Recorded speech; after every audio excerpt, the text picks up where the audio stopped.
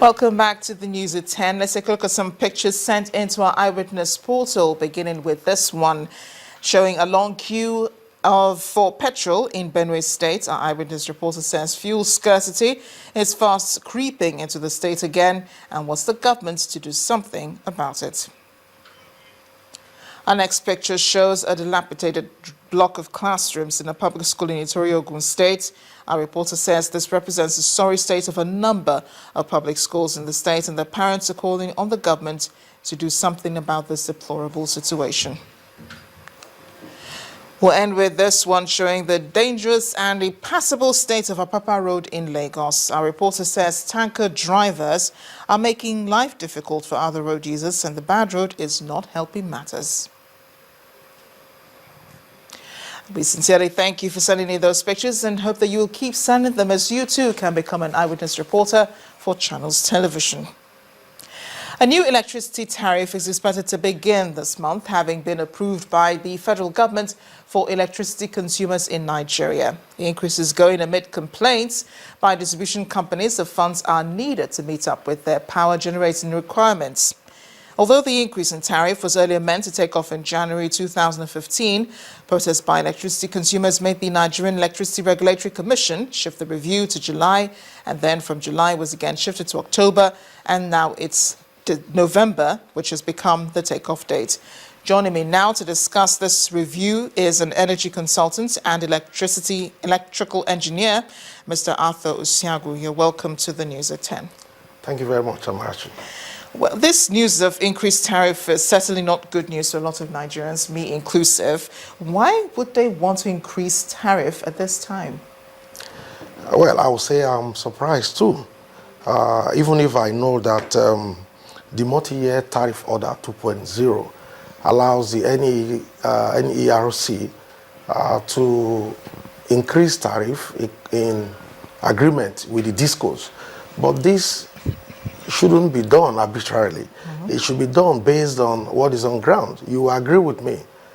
Since this disco started operation, we have not seen any significant improvement in terms of their investment in this aspect of the electricity distribution and there's been chain. No stable power supply in the first place. Well, even if one cannot actually blame the discos in terms of generation, but they are supposed to distribute what is available. But even within the framework of that distribution, we have not seen investments in the area of power distribution. I mean, you may be surprised that within your locality, you've not seen new transformers, you've not seen new lines that are being spanned by these discos. So it beats my imagination for them to be talking about increment in the tariff of electricity. But you know, the issue of estimated billing still continues. There's some people who would, give you a bucket load of complaints about the estimated billings, the huge amounts that they have to pay every month. It's still unresolved. So does it make any sense increasing tariff when people are still already being estimatedly billed? Despite the fact that, they're doing this, they're also increasing tariff, which means that those who were paying more than they usually pay normally will be paying a little more extra. You see, it leaves a very sour taste in the mouth. We talked about this so many years back. And when they came with the regime of R1, R2, D1, and the rest of them, they did inform that the fixed charges will be removed. But up to this moment, the fixed charges are still there. And the estimated billing is still in operation. I think any ERC looks as if they're a little bit handicapped about this. I see no reason why a regulatory agency is allowing the discos to treat electricity consumers the way they want to the way they want to do it, without recourse to the fact that the customer is actually king. They are giving estimated bill to customers, and you are being forced to pay these astronomical prices on electricity, even if the commensurate improvement is not there. It relieves a sore taste in the mouth. Do we even know how much power is currently being generated? Well, currently from 2-3 days now, we've been hovering around 4,200 to 4,500 megawatts. You know, some few weeks back, we got up to 6,000, and we're all excited. But even when we get up to 6, 7, 8,000, we don't even have the grid capacity to really transmit this power we are working towards to generate. So the problem is still there. It looks as if we are taking one step forward, 20 steps backward. It's really a very, very confused scenario. Well, I'm interested in what sort of advice you would give to the NERC and also to the GENCOs concerning this. I mean, really, somebody needs to advise them about this. Yeah, the truth of the matter is that Nigerian consumers actually, they are ready to pay for what they consume. A situation whereby we've been talking about prepaid meters. For so many years, more than 5, 6 years, we've been talking about it. And if you look at the metropolis, you see that the prepaid meters are not still there. Yeah, so only it looks as if of Nigerians actually have prepaid meters. Yes, there's something sinister about it that these discos really want to cover up. It does not take rocket science to install prepaid meters across, but they intentionally, from the way I look at it, they have decided not to use these prepaid meters because, of course, they can still continue to work with the estimated bill and rake in so much money. And the same money they are not investing in improving these power infrastructure within the the distribution aspect of it. But it leaves me really worried. Well, but is it justifiable to increase tariff at a time when the nation is actually battling an economic recession? I will tell you that this is the wrong time to talk about increase, in tariff. This is the wrong time. First thing first, let them improve the distribution infrastructure first. Once consumers understand that, yes, we're having improved power supply, consumers will be ready to pay the quantum with which they are consuming. But nobody is willing to pay using estimated bill and so many of these things that we are saying is not scientific. It's not actually rocket science to install prepaid meters and let this thing work the way it is in other claims. I'm interested in, what impact, people like yourself should have in situations like this. How can people in, your own small niche help to influence decisions such as this, either in the NERC or with the GENCOs or the DISCOs? Yeah, actually, the truth of the matter is that NERC needs to wake up. They really need to wake up because the way it is now, the DISCOs are actually taking Nigerians for a ride, and this must stop. First and foremost, they must ensure that meters are distributed to all consumers.